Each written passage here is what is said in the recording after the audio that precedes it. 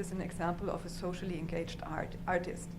We are working a lot with this kind of artists, and it's important because art is not only something decorative which you show in museums or in art galleries for sale, but art is a really great and effective tool to change something in society. This is why I said to contribute to a sustainable way of living, because something is clicking in our mind when we see something like somebody like Barthélemy Togo, who is not only selling a lot of his artworks and having a huge career worldwide, but he's also giving back to his community. So he's not only an African artist living in Europe, but he's going back and forth in between Europe and his home country and giving back good things to his village and to his country, of course. He's representing Cameroon in a very meaningful way.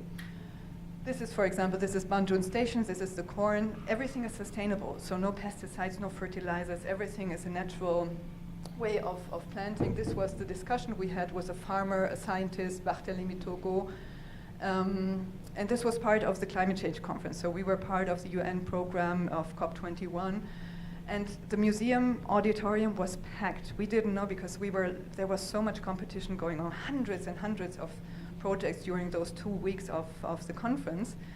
But the auditorium was packed. I think we had like 120 visitors, and everybody engaged in the conversation afterwards, which was amazing. This was the workshop I gave 2 days ago at RD World School, where we were watching the videos and then talking with this bunch of kids who were really active. It was just amazing.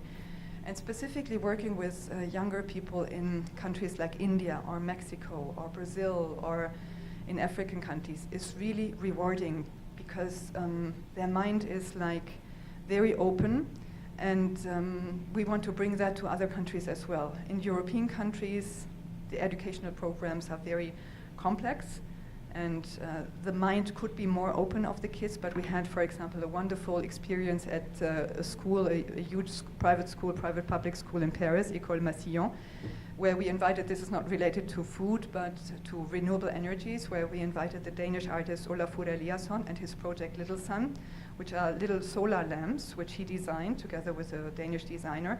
And he is distributing these lamps all over the world, specifically in developing countries, to give access to light to the young kids. From 6 o'clock on, there is no light anymore in the villages, usually in African countries, for example. He is very much focused onto African countries. And, but the kids need to read, they need to study. So they get a lamp, and they can study with this lamp. It has really a very impacting light, or it's a very strong source of light.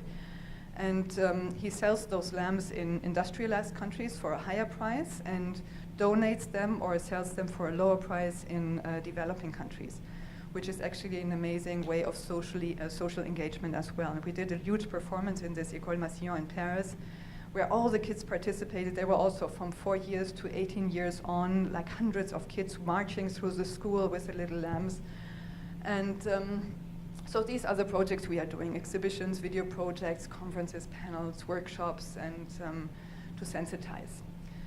This is the past. So this was Columbia University Global Center in Paris, also during the climate change conference, where we did a day around good food, also with scientists from Columbia University, from different non-profits in the United States and in Europe, and artists from Switzerland who were discussing this subject. And we did a workshop with the students of the school during the day, where we talked about food, about sustainable agriculture, etc.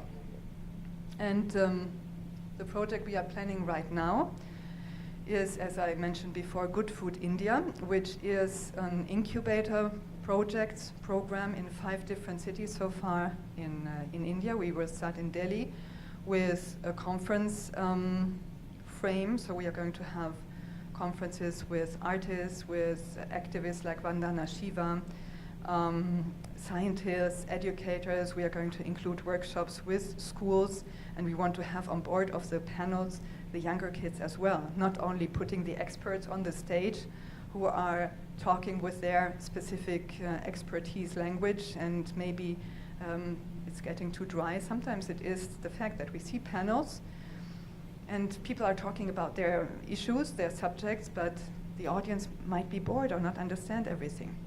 And we want to give the voice to the kids as well. That's what we did in the Musée de la Chasse. We invited a selection of students who participated in the workshops which we offered with Barthélemy Togo in the Grand Palais. They were creating a collective artwork around the issue of food and food production, specifically in Banjul Station.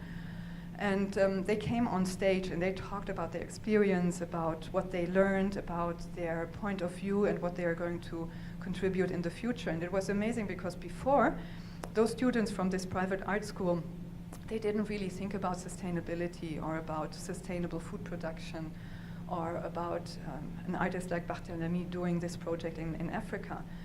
They were like around 100 young students, and after this workshop, which was in a huge museum in Grand Palais as part of COP21, this gives them an important stage as well. They feel important, they feel like part of something huge. And they were giving like a speech. We didn't expect nothing. I just said, can you just come with a delegation of 5 or 6 students and tell us your results, your conclusion of the participation in these workshops.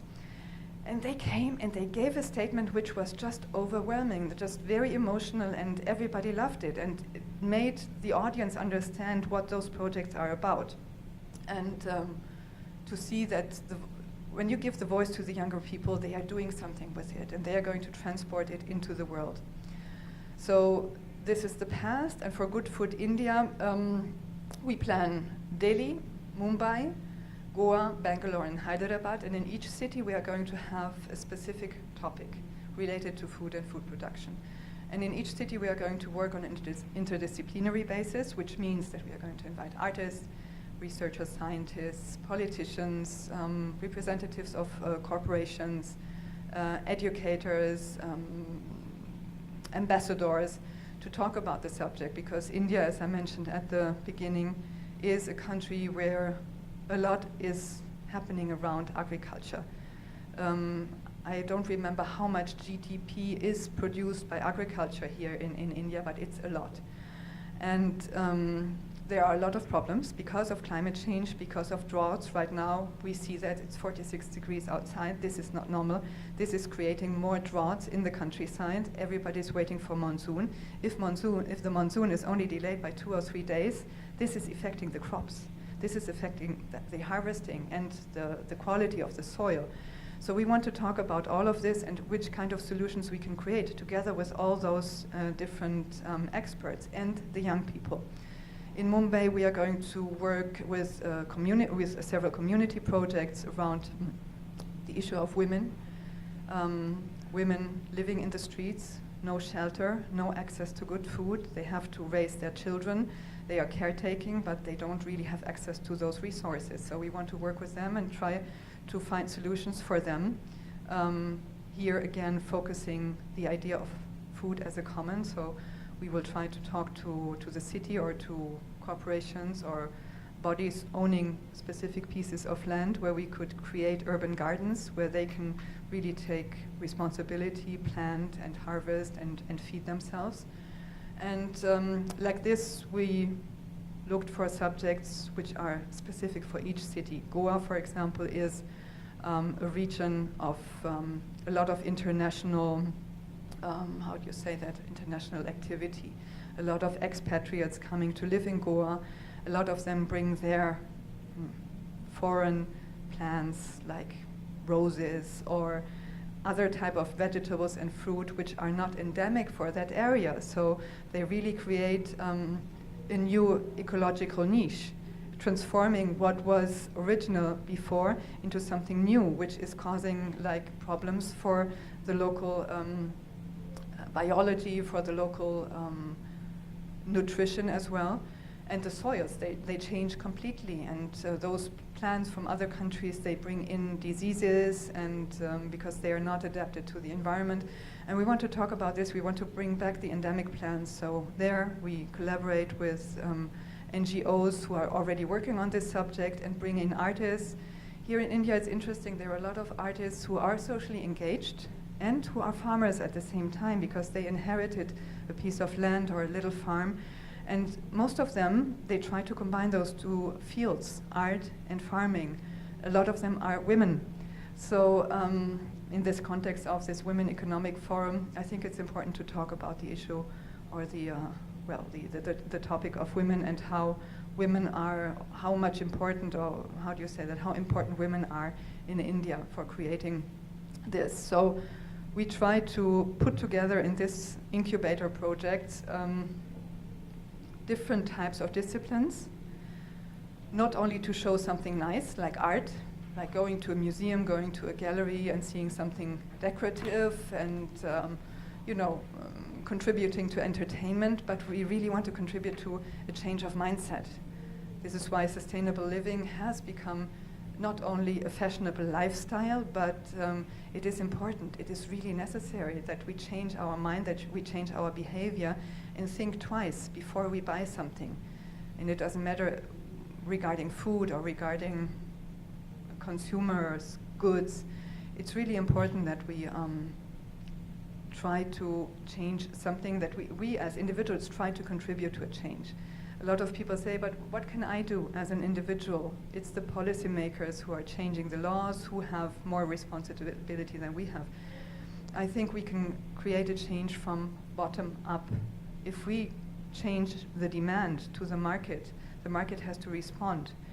I don't know, I think it was last year already, the New York Times published an article about the profits of Coca-Cola going down in the United States, and also other corporations who are producing fast food, because the United States citizens are getting more aware of what is happening to them through this kind of food.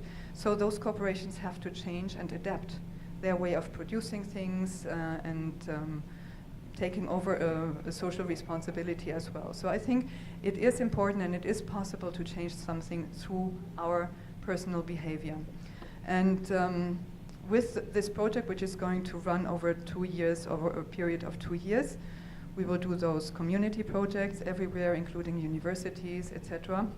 And at the end, we want to produce videos together with the artists and the young participants. And at the end, in 2018, from May to December 2018, we are going to show all the results in exhibitions. So right now, of course, we are looking for partners and sponsors and museums, etc., who will be interested in collaborating, to collaborate.